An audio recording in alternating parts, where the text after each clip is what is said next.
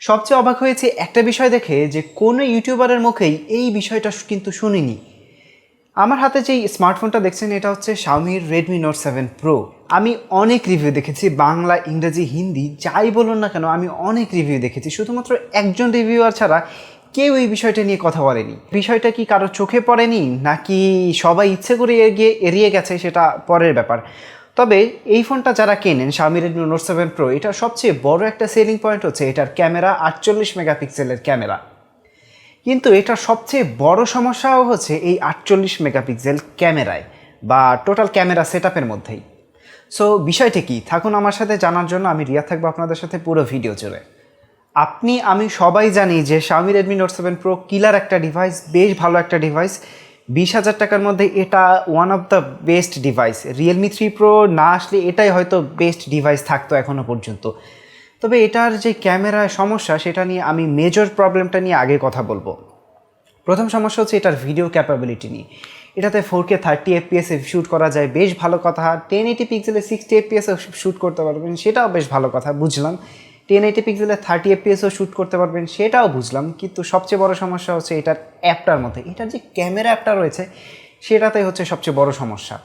আমি Xiaomi Redmi Note 7 Pro এবং Realme 3 Pro এর যে ডিফারেন্সিয়েশন বা কম্প্যারিজনের ভিডিওটা করেছিলাম সেখানে দেখিয়েছিলাম যে এই ফোনটা যখন 4K-তে 30 FPS ভিডিও করে তখন EIS কাজ করে না। এটা তো এক নম্বর পয়েন্ট।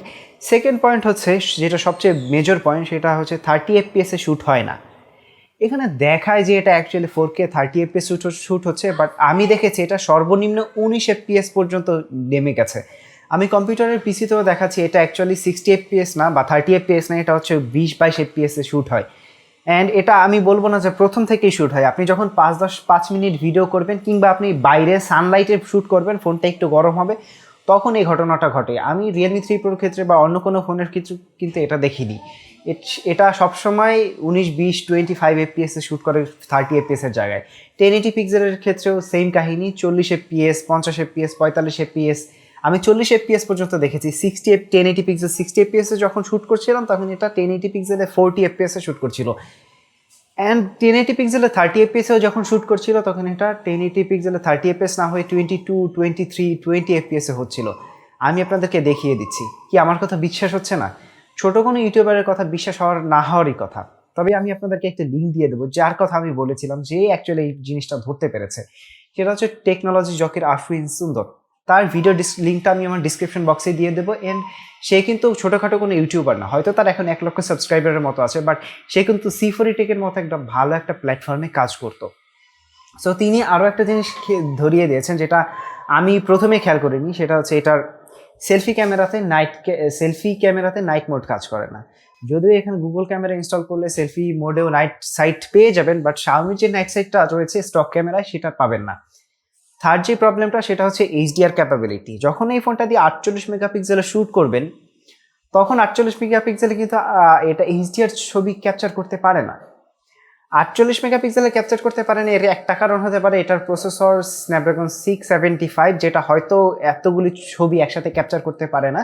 বিকজ HDR ছবির ক্ষেত্রে আপনারা সবাই জানেন যে 4-5টা ছবি একসাথে তুলতে হয়, সেগুলো একসাথে মার্জ করে দেন 48 মেগাপিক্সেলের একটা ছবিতে তোলা যায়। বাট যারা গুগল ক্যামেরা ইনস্টল করেন তারা দেখবেন যে এটাতে 48 মেগাপিক্সেলে HDR ছবি তোলা যায়। সো আমার ক্ষেত্রে মনে হয় এটা Xiaomiর একটা বাগ, 48 মেগাপিক্সেলে তারা HDR ক্যাপাবিলিটি দিতে পারতো। HDR নিয়ে আরও একটা সমস্যা রয়েছে, সেটা হচ্ছে ফোর্স প্রবলেম। সেটা হচ্ছে যে আপনি যখনই নর্মাল মোডেও ফটো তুলতে যাবেন তখন HDRটা আপনাকে ম্যানুয়ালি অন করে নিতে হবে। আপনি ফোনটা দিয়ে ছবি একটা তুললেন HDR মোডে, HDRটা অন করে ছবি একটা তুলবেন, তারপর ক্যামেরা অ্যাপটা থেকে বের হয়ে যাবেন, আবার যখন ঢুকবেন তখন আপনাকে আবার এনেবল করতে হবে। এটা বেশ একটা বিরক্তির কারণ হতে পারে কারো কারো ক্ষেত্রে। আমার কাছেও এটা বেশ একটা বিরক্তিকর কারণ ছিল। যখন আমি ছবি তুলছিলাম তখন আমি ছবিটা তুললাম, HDR-এ তুললাম, ওকে ঠিক আছে, কিন্তু পরের বার যখন আবার ক্যামেরা অ্যাপে ঢুকে ছবিটা তুললাম তখন দেখলাম এই HDR-টা অন নেই। সো এটা হয়তো ফিক্স করা সম্ভব, Xiaomi যদি ট্রাই করে তাহলেই ফিক্স করা সম্ভব।